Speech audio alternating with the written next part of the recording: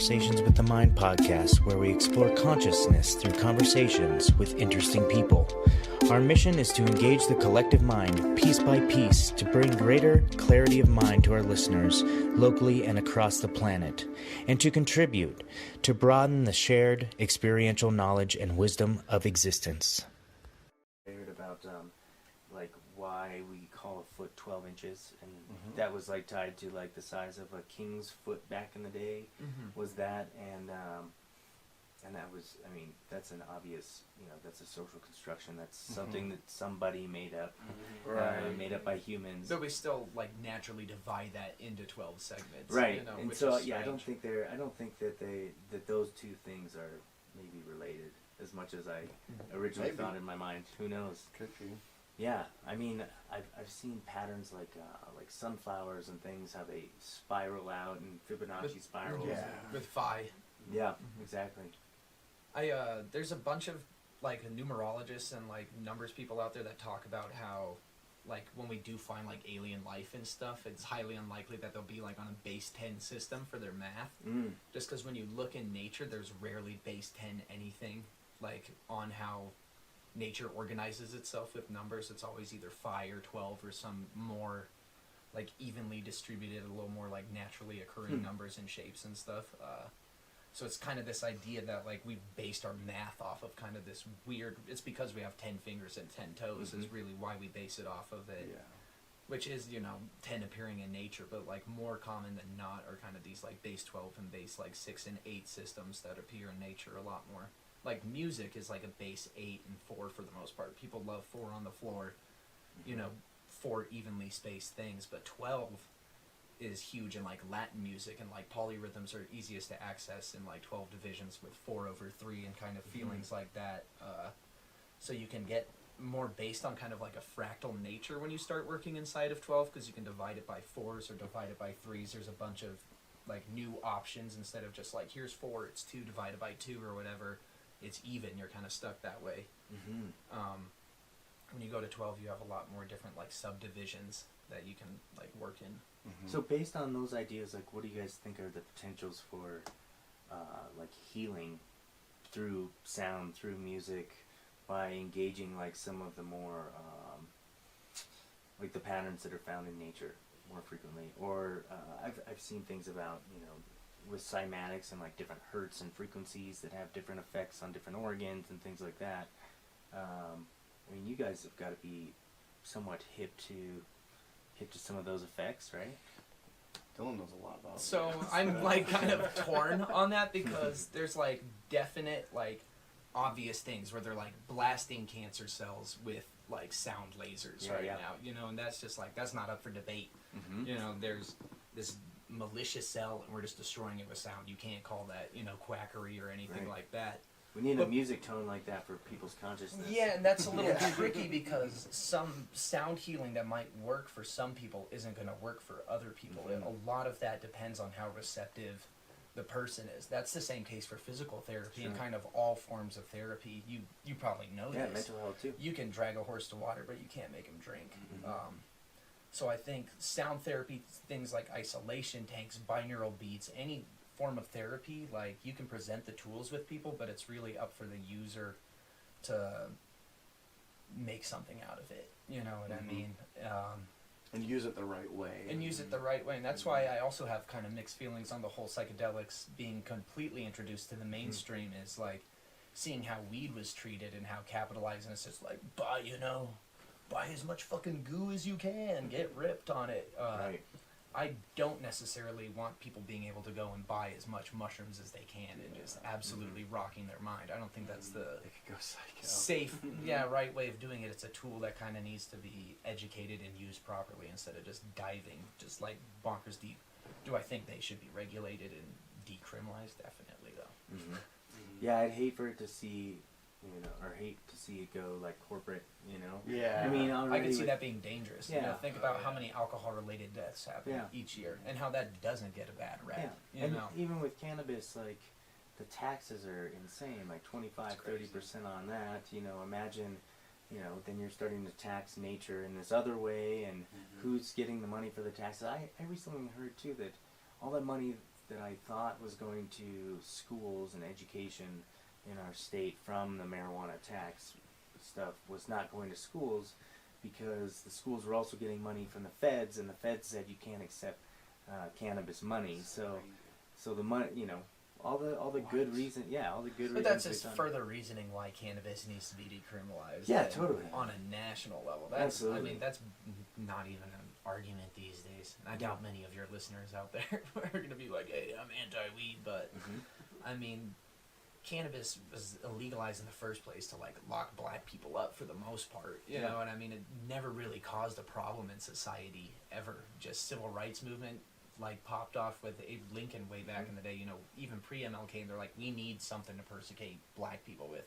It's weird being a white person talking about that, but also need to own up to it, too, about why this shit is the way that it is in the first place, you know, because now we're in states like California and Colorado where someone's making millions of dollars off of this shit.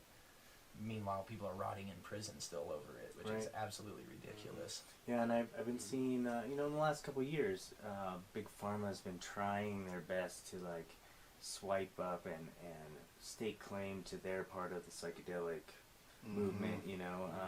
Johnson & Johnson tried to patent esketamine, this nasal spray ketamine treatment, which turned out to be not quite as effective, I don't think, as the normal treatments. And then I just read something last week about a company, maybe in California, trying to manufacture psilocybin, you know, into pills and things like that, and trying to, like, patent it and things like that. So I think there's going to be a lot of sneaky people with the wrong ideas out there too. Definitely. You know? Yeah, like any tool, it can be misused. You know, there's, you go to any Red Rock show and you can see that in the parking lot. So, Sure. some guy puking next to his car. But I most used of the to be time a- it's from alcohol. That is true. I was a janitor at Red Rocks actually when I was 18 years old, and a couple awful experiences were just like pulling people out of the bushes and shit because they did too much of whatever, whether it was alcohol or K or heroin or whatever, you know, constantly pulling looks out of the bushes, like every morning. It was a fucking ritual, like slapping them, like, please don't make me call an ambulance, it's 10 grand, you know. But regardless of where you are and what cultural things have been taught, no matter how woke or whatever it is, you're going to come across some issues and people misusing the tools and misusing the culture and kind of doing things poorly. That's just kind of inevitable. That's human spirit, you know. So it sounds like you guys all have healthy relationships with mind-altering chemicals. Yeah, that's good. I definitely have struggled with addiction in the past. Yeah, I me mean, too. you know this. I've talked to you about this stuff. I was an alcoholic from like when I was 16 until I was 21, making terrible decisions. So I just had to completely axe alcohol out of my life. Me too. That was the only part of the equation that kept kept it imbalanced. As soon as I removed that, everything came right back into balance. So I want to ask, I mean, we talked a little bit about the new album. By the way, are you guys doing a tour for the album or any kind of... We're hoping so at some point. We're But trying, we are trying to- highly disorganized. We're good at the artsy side of things. The business side of things are not our forte. They never have been. We're actually like working on new songs right now. Oh, so nice. Hopefully Good. we'll have at least a song hopefully out in the summer at some point. Yeah. So. Okay. So I want to know, and this is out of pure curiosity because this is something I don't know about you guys, but how did you guys find each other? How did you guys get connected? How did your consciousnesses come to merge into this new living thing called the Arturo Complex? So me and Dylan met in what, 6th grade? 6th grade in detention. Yes. Yeah, we were betting on fights. Yeah. We had like a fight club. We were in like 6th grade. 11, and we It was had a fight ridiculous. club with like a racket in the whole. We thing. had betting going on and everything. What Yeah, did you it was guys crazy. just get done watching, like Jean-Claude Van Damme? I did not know I what wouldn't know what happened. the poor decisions started before I was an alcoholic. Like, I always made poor decisions, and that's how I met But Joe. that's how we became friends, and And we were playing music together in like 7th grade, yeah, like 8th we had grade. we like, were in a band. Johnny called- Rocket and the Emo Kids Yeah, yeah. was the first band we were with 7th each grade. other in 7th 7th grade. grade. Yeah. But then I don't in even think high school, emo didn't exist when I was in 7th grade. Yeah. so in high school he was doing more like marching band kind of dominated his time for music, so we weren't able to like play music with each other as much. And I was in a bunch of like local metalcore bands, and that's where I met a bunch of mutual friends. How I'd eventually meet this guy, and we have no fucking clue how we met each other. We've talked about it so many times. Like, there's not a defining moment where it's just kind of like we blended in together. Well, you just probably crossed paths enough so many times, you're like, oh, we've just been friends for a while now. Yeah, Mhm. pretty Huh. much. So that was part of a metalcore? Yeah, Group that the gets Westminster Yeah. metalcore scene back in like West the East mid metalcore. like the mid 2000s was just like there were so many bands. There were so many Yeah. metalcore bands out of Westminster, Colorado, in like the mid 2000s, to where there was just like 50 or 60 of us, and we all were sluts in each other's bands, just like hopping around. But we had recorded a couple demos. Me and Joe had finished high school, and we started writing music. And we had recorded 1 or 2 songs with like just the 2 of us down at Augmented Studios, Nick Pelk, who we were talking about earlier. And I was like, man, we really need a fucking bass player. This shit sucks. So So there was 3 of us at that time, wasn't Mhm. it? There was a guy named Ricky Ricky, Germain, yeah. yeah, he was in the band at that point too. So then Josh started playing as like a session musician originally. And eventually we just hook lined him he in. didn't want to join the band because he was in No. this band, That the band, yeah. Panoramic. The yeah. Panoramic, which is an excellent metal band Yes. from up here in northern Colorado. Definitely Love check those them out guys. if you get the chance. Yeah. Nice. But after that, after we kind of locked Josh in, lots of other members have came and went. We won't get into the full details of all of that jazz. Yeah. But it's just kind of been inseparable for us. You know, even if we don't have anything to work on, we still find bullshit reasons to get up and work on something, even if there's nothing to work on. You know, And hang out with each other. Hang out. we enjoy each other's crack company. jokes. That's one of the biggest reasons why we are a band. And I think that's one of the biggest reasons why you guys probably been around as long as you have. You know, Mhm. it's because you built it from a deeper connection than just the music. You know, the music is just the expression Of the friendship and the time yeah, that we of spend you guys together hanging and out. stuff. Totally. You know, the music is like the product of your hangout sessions. Yeah. you Yeah, it's know? the byproduct of us just not really wanting to do anything else with our time. Yeah. Yeah. That's cool though that you guys all had an interest in the same thing. Yeah. Because I think in middle school, you know, it was me and my probably 2 or 3 other friends, and we were just like a skateboard crew. You know, that's what we did. School and skateboarding, and we just hung out as much as possible. But as soon as we got done with high school, you know, we did our own things in high school. Some of us were athletes, some of us were into drugs, some of us were other things. But after high school, we didn't share like the same interests anymore. So a lot of those friendships like kind of dissolved away. So I really value that too. I think my best friends are the ones who, you know, I've had since I have 2 of them since 6th grade, and you know, we connect on so many things that it's easy to, you know, sit down in any moment and just like have a handful of things that we can talk about, you know, that we can hang out and share that consciousness.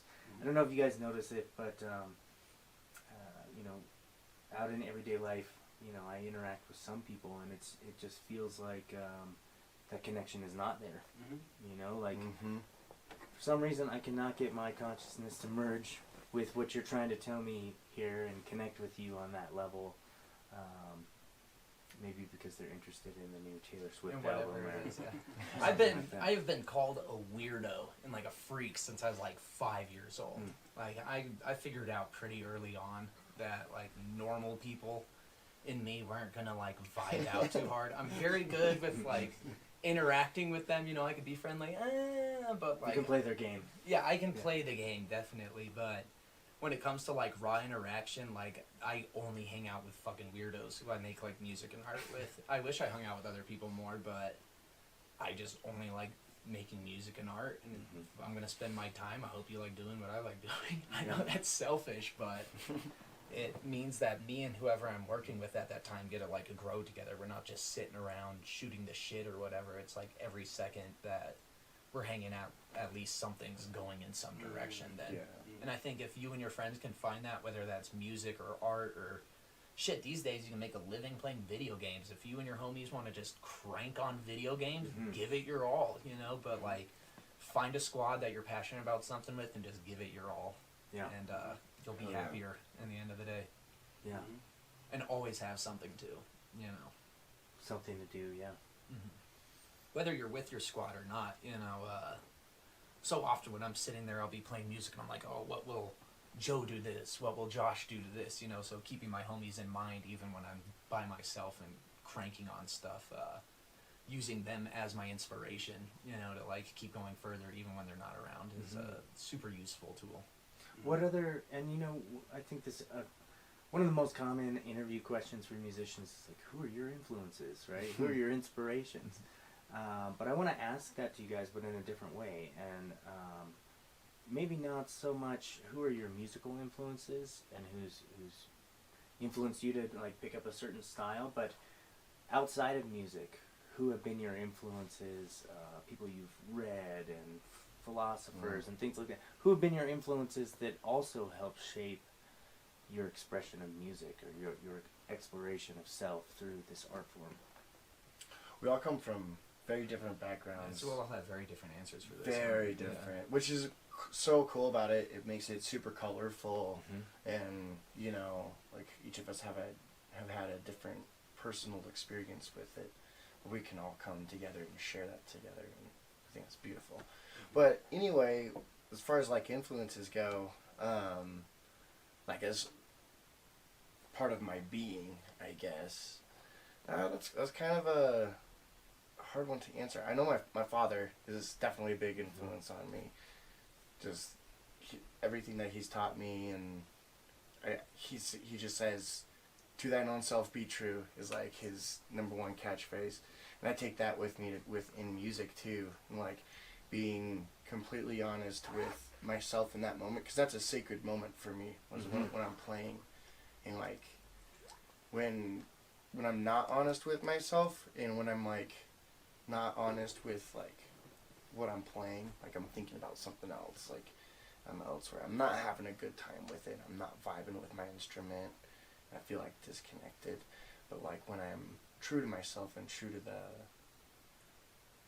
my intent in playing, then it's just like flourishes and vibes, and we come up with sicker ideas, you know, and that's kind of a random tangent. But yeah, my dad influences me a lot. I'll go with that. Good. I love you, Dad. I mean, I'd kind of have to say kind of the same thing. I think every member of my family has influenced me tremendously, just from, you know, all the things that we've gone through together and stuff like that. And especially coming from, like, wanting how I became a musician and wanting to do that.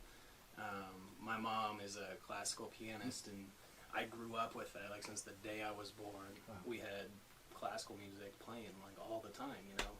And I think that's kind of when, you know, with classical music being instrumental, usually it's just a piano, especially in my household. It was one of those things where I realized I could get certain emotions and feelings just from sounds and just from, you know, her playing piano. And I remember when I was a little kid, I would just lay under the grand piano and just like sleep there, you know, because I just loved the sound of her playing and stuff like that. So I think that, you know, and then also like my brother, he was in bands when he was in high school, and he'd always drag me along, and so I think that was another way of getting me into, you know, like punk rock and all those different genres and stuff like that. And but then, you know, my sister and my brother were both in theater, and they were always singing songs and everything like that. So I think just being in a household full of musicians, people that liked having that artistic side to them, really kind of influenced how I became me today, I guess. Nice. I definitely was influenced by my family, just like these guys too. My dad's just all about like doing the right thing and being justice man, you know, and just like standing up for the underdog and that type of stuff. And that's always kind of made me be like, it doesn't matter if I'm like top dog, because I can still help everyone, you know. So that's kind of been, that came from him. Whereas my mom is like the trippiest, weirdest fucking lady on the planet. I love her to death, but she is a walking cartoon character. Where she just, ever since I was born, she was like, whatever's fine. You know, it doesn't matter if this music's from this country, if this show's from this country. Like, I am so inspired by anime, which my mom showed me, like, when I was a kid, you know, introducing me to Miyazaki films and stuff like that. My wife loves those movies. Oh, I mean, Her who favorite. doesn't? They're the best.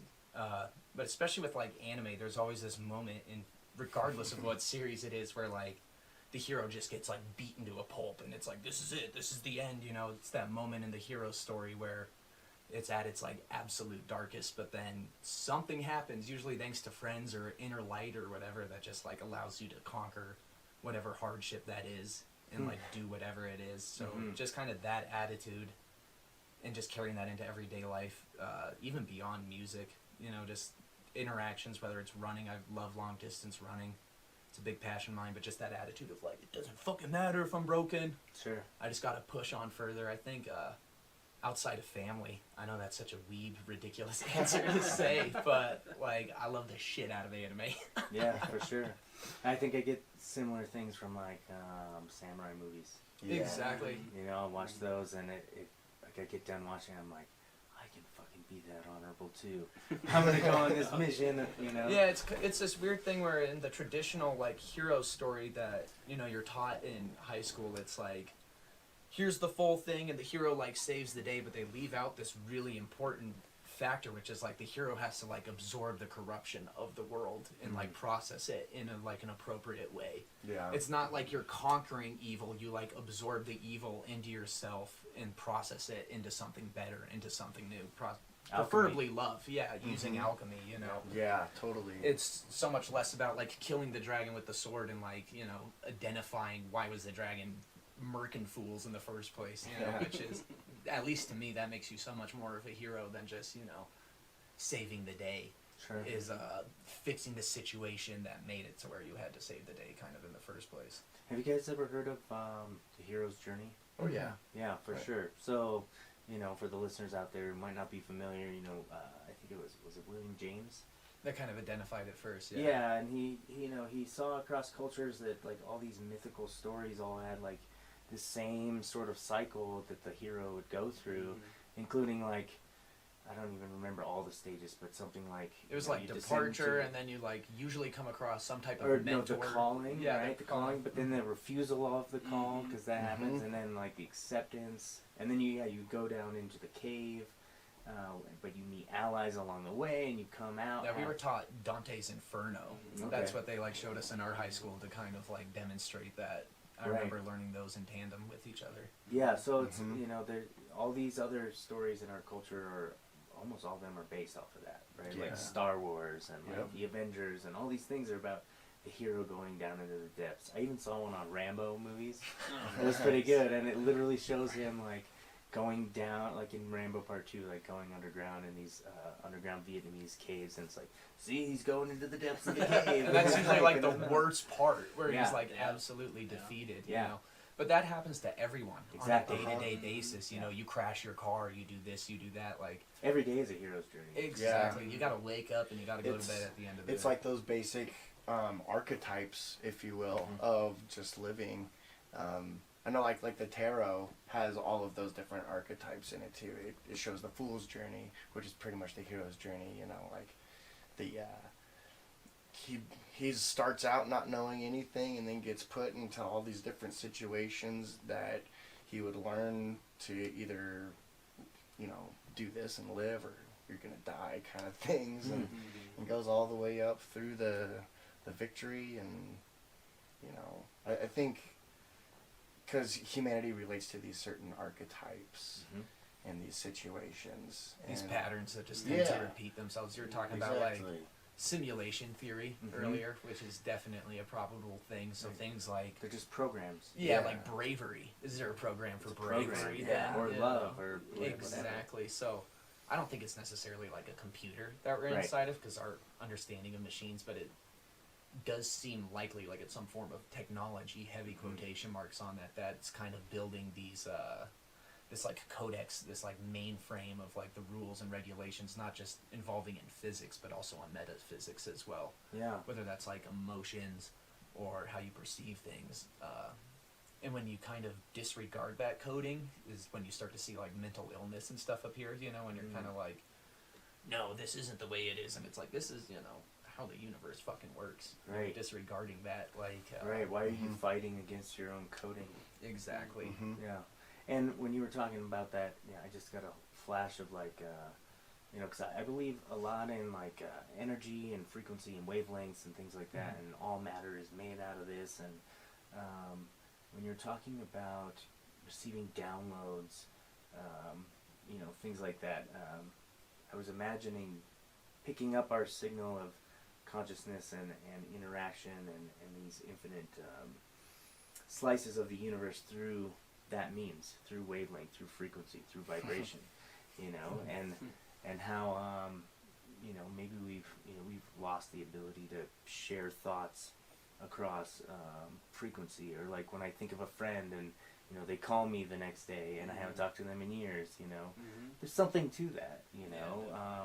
I've had experiences like out of body experiences where I feel like I've literally traveled and seen people doing things, and they report that they were doing those things. So, you know, science can't say any of, you know, is that real or whatever. But I know it's real because I experienced it.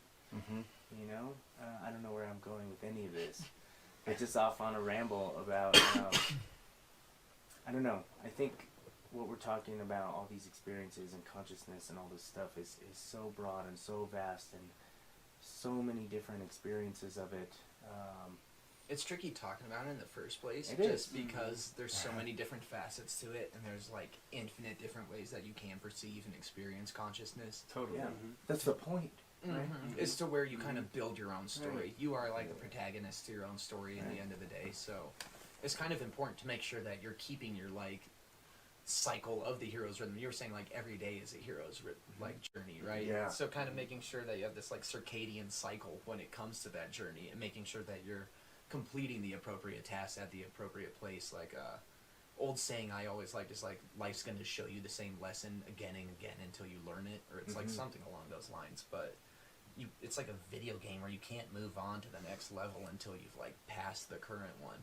And a lot of people are so caught up on like, oh, I'm gonna do this and that, and you know. No, just focus on what's right in front of you. Yeah, just that accomplish those goals, because you know, it might take you lower, it might do this or that, you know. But an arrow's got to be pulled back before it can shoot forward. So I love that saying too. There's got to be an action too before you just let it loose. Exactly.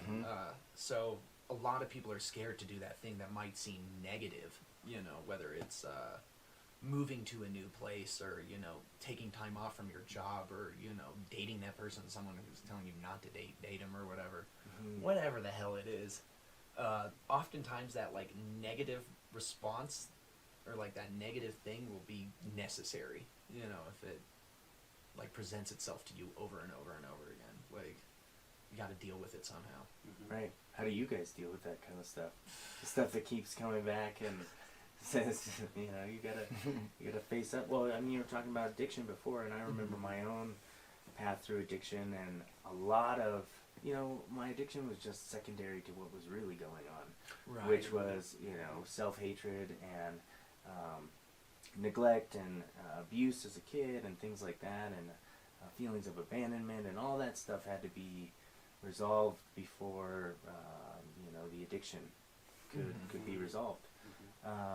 But those were some of the toughest things, I think, in my life that I've had to face.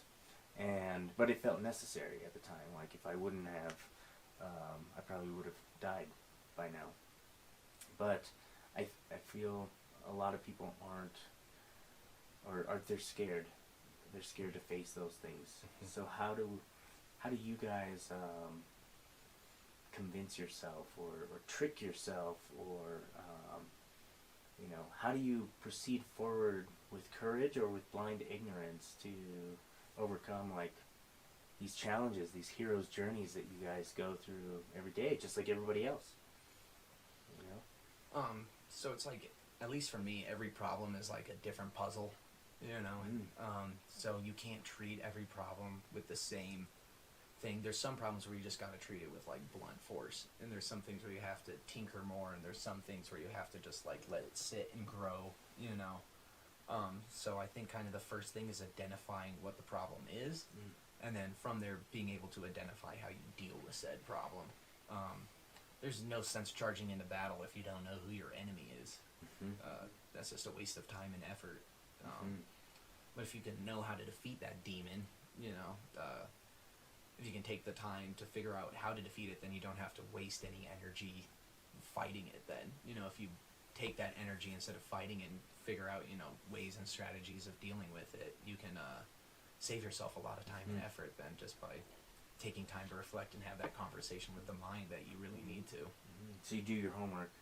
It's like you have like a CIA force that goes in and does all the homework and makes sure. And before you make the friends. older I secret get, intel. the better that team gets. Yeah, that yeah. CIA Navy SEAL team Yeah. gets at going in and destroying said demon. Because Sure. they do more missions together and yada yada yada. You know, Yeah. if you want to look at it in a metaphorical sense, but intel is important. You know what I mean? Especially when you're fighting yourself.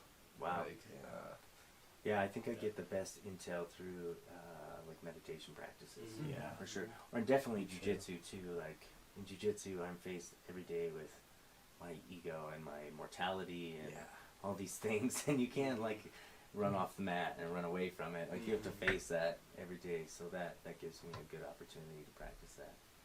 How about you guys? How do you guys overcome like those tough mental challenges?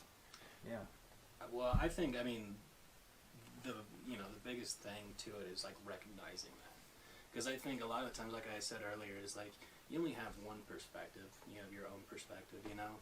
So sometimes, like, especially with like depression or anxiety or some of those things, like it's affecting your perception. So sometimes it's really hard to recognize that or come up with a way to fix it, you know, because it's consuming you. It's kind of like becoming you and stuff like that. And so I think the biggest thing is being able to recognize that and trying to just like realize that it's affecting you in a negative way or something like that. And for me, I think the biggest thing is just creating. I think that when I'm feeling in the darkest spots or something negative is going on in my life, I really do find comfort in playing music, you know. And it's something that's therapeutic. It allows me to create, allows me to get out anger, sadness, whatever it may be. And from there, like, getting those emotions out or whatever, you can kind of come back to whatever it is and see it in a more clear way or something like that. Have you ever smashed your drum kit because you've been so amped? I don't think I've ever smashed my kit, but I've broken a ton of cymbals from aggressive playing, I guess. Yeah. Well, that's one part of music that I don't think that I'm like personally like fearful of is like I mean that's some serious strain just working with the same movements. you got to take care of your body, definitely. Yeah, I and see it's, a massage therapist regularly. repetitive. Like I could see like what is it? Arthritis, Carpal setting- tunnel and all that yeah. stuff. Bad Yeah. back. Yeah, terrible. Mm-hmm. How about for you? So how about for you? I also have like a meditation practice that nice. I do, Yeah, and you said that really helps me identify what's going on. Like, I'll be upset about something, and I'll take it out on someone who that's not where my anger is towards, you know. And so if I just like take 20 minutes to myself and just like let it all out, and then I can kind of see it objectively instead of through my eyes. I'm like, oh, that's what's going on. I'm at about X factor over here and not Y factor over here.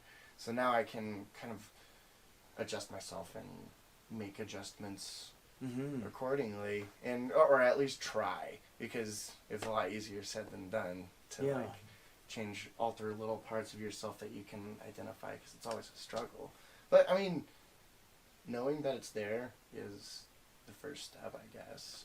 You know, and then you can just become more aware of it, become more conscious of that trait of yourself or that situation that you need to pull yourself out of, or a situation you need to put yourself into, or, you know, I think that really helps me.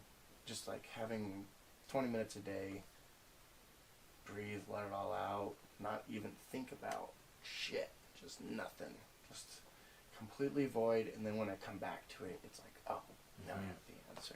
20 minutes a day, man. I feel like some days I need like 8 hours. It's definitely not. There's never every enough day, time. but, Uh-huh. but All right. Well, I got one last question that I've been dying to ask you guys. I hope you are open to sharing it, but I'm always interested in people's maybe most formative or informative altered state experience, whether that be with meditation or breath work or psychedelics or spinning around in circles or like a sexual experience or something like that just you have a distinct memory of, and that you know that it had some sort of impact on how you think about reality and think about consciousness or something. And if you're willing to share that, I think that'd be awesome. Yeah. I know, and this is kind of cheesy, but like when we just like jam by ourselves and just kind of do a free ball improv session, like sometimes it gets me to the point where I just like break down in tears and cry. And True. I've seen it. Like when you're practicing. yeah, just Nice. not performing for anyone, just us, because it's like just such an Church. intimate moment. Yeah, it's church. It's like Josh Barratt's no longer there, and like it's something else. And yeah, it's like that's such a profound moment for me. Mm-hmm. Wow. It's good. I like it. It always, every time he's done it a couple times. Yeah. And it always like, it gets you, man. It like moves to the room. Well, I'm trying to think. So going off of, I think like the first time I did mushrooms was definitely a big one for me. How old were you? 19 maybe, 18 or 19. And we were out, I was in another band, and we were out on this big ranch making an album, and we all took them together, and we just walked around the ranch, you know, like while we were coming up, and I remember just looking into the ground and seeing all the fractals and everything, and, you know, the sky was beautiful, it turned like purple, like it would just look purple, and I remember we went back in, and I just like felt like I was part of the entire world, you know, like I didn't feel human, I felt like I was part of everything. Like a super consciousness. Yeah. Mm-hmm. And I remember we went back in to like the house where we had the studio set up, and I was just sitting on the couch just listening to music with my eyes closed, and I was like, it sounds kind of ridiculous, but I was on like a big eagle flying through this canyon. No, that's serious. And I was like stopping off at like weird moments in my life that I hadn't done the right thing, or I was mean to someone like that, and it like really let me kind of see those moments from like an outside perspective and be okay with them and move from them and like grow from them. That's huge. Like it was huge. You Yeah, presented opportunities to forgive yourself. yeah, it was amazing, and it was much needed. You know, I think, you know, through years of whatever, any person is going to build up a lot of those moments in their life, with whether it's regret or whatever. And for me, it was a very therapeutic thing to kind of go back to those moments and just like see it from a different perspective and see why I was wrong, and being okay with it and moving on. Yeah. Yeah, I think that was probably the biggest one that I've ever had. That's awesome. Yeah.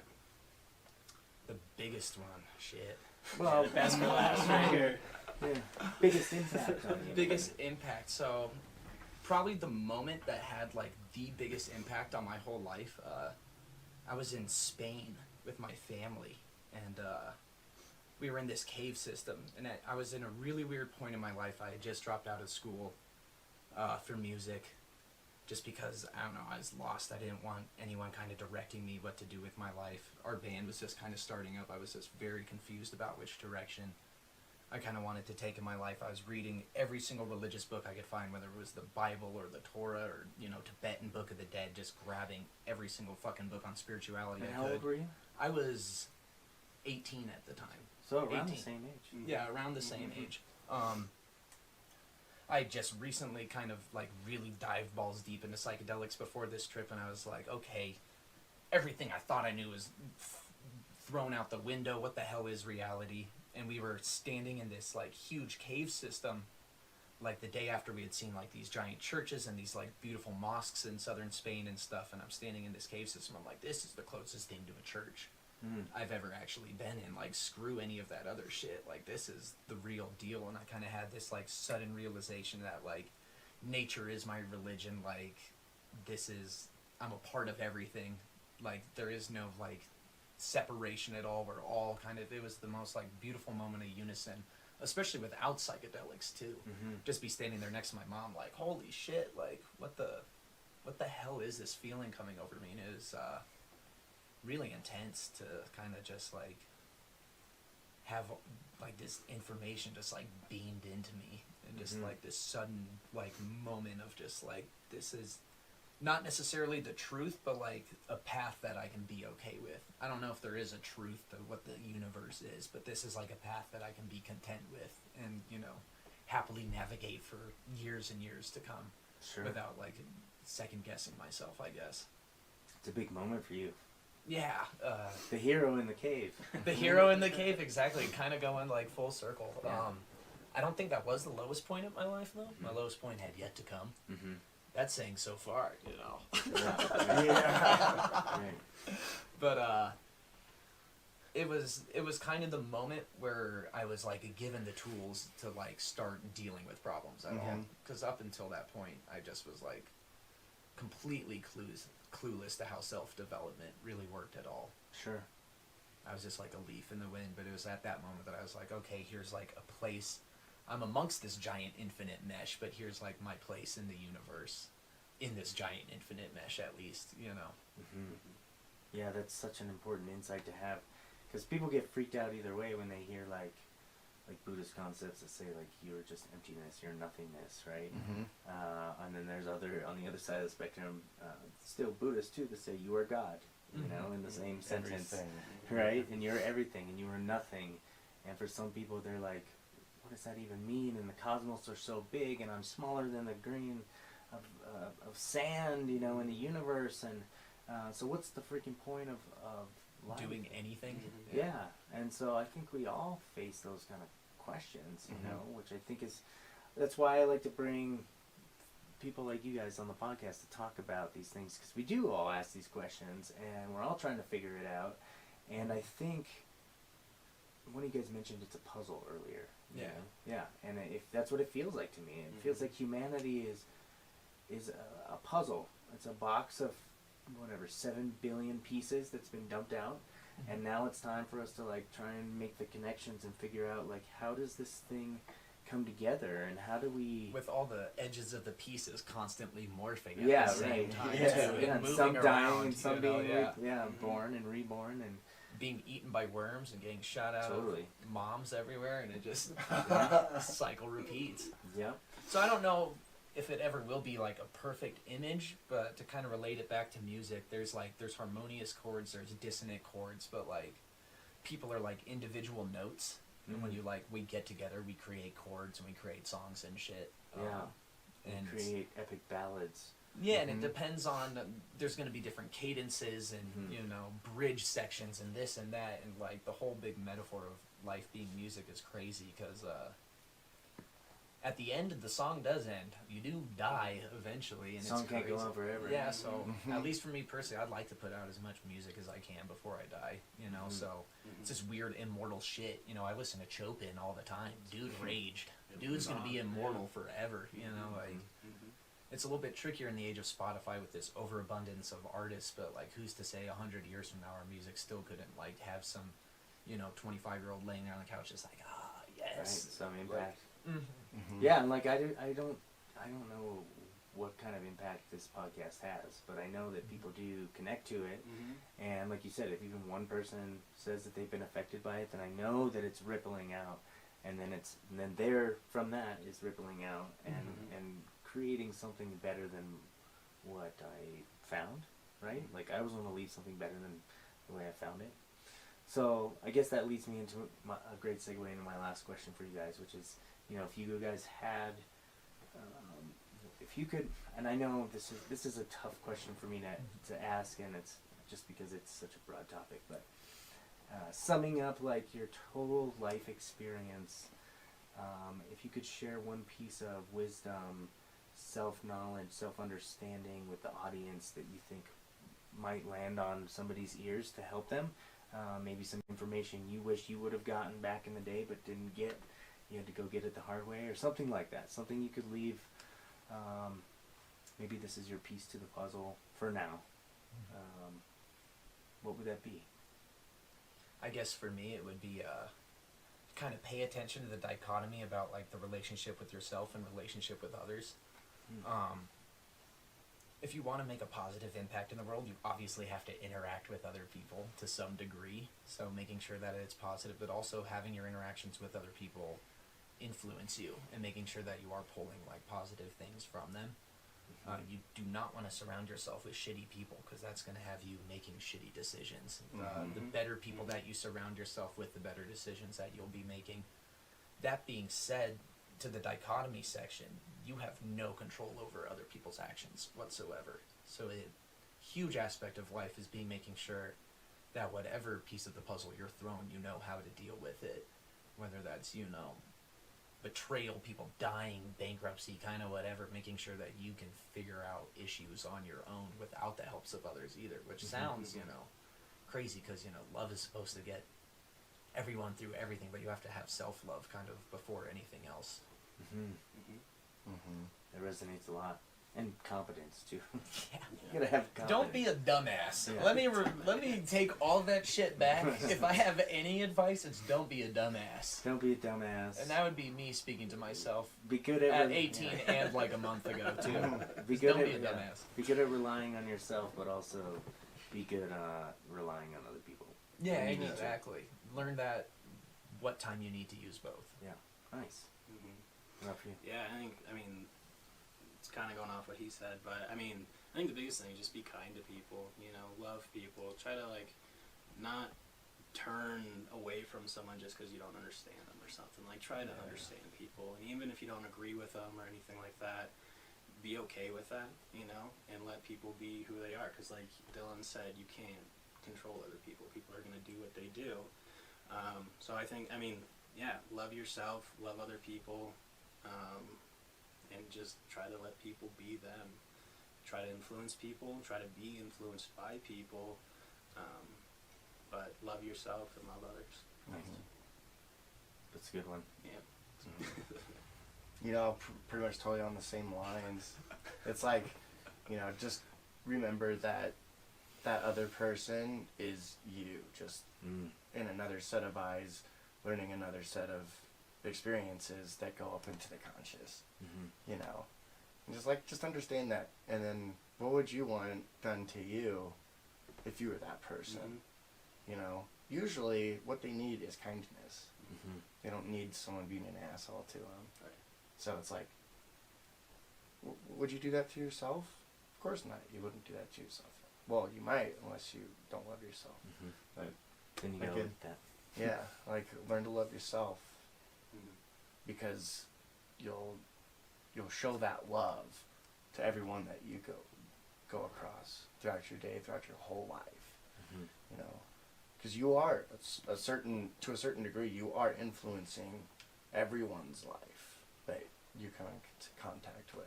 Every single person. That's a huge responsibility. It is. Like, you just People take it for granted. yeah, they do. They're just like, fuck this asshole. And, like, it's, I just don't think that's worth it. And that's what I would say for my little bit of wisdom, I Nice. guess. All right, folks, you heard it here from Dylan, Joe, and Josh from the Arturo Complex. And, if they, so I'm going to post all your Facebook info, Do it. your Gmail stuff on Thank the you. thing. Thanks. Are there any particular ways that you prefer people to reach out to you guys if they want to, like, book shows or, We'll make sure that the Find email is out just when- linked underneath. Okay, Yeah, just perfect. feel free to email us. I'll be one of the three of us dinguses emailing you back. Oh, So, yeah, feel free to reach out. Anyone who has any questions about anything. Nice. Yeah. Even about, animals and stuff. Nice. I'm not a professional, but I like them. Yeah. Well, thanks for coming up, guys. I really appreciate your Thank time. you, man. Absolutely. Oh, Thank you. you, Shade. All right, we'll talk to you soon. All right, folks, this has been Conversations with the Mind with your host, Shane Lemaster. Take care of each other out there, and we'll see you next time. Cue Arturo. Conversations with the Mind podcast is sponsored by mindops.com. You can find us at www.mind-ops.com. We're an eclectic counseling company providing mental health and mental performance services to individuals, small and large groups, teams, businesses, military, through face-to-face sessions or at a distance using phone or confidential video chat apps.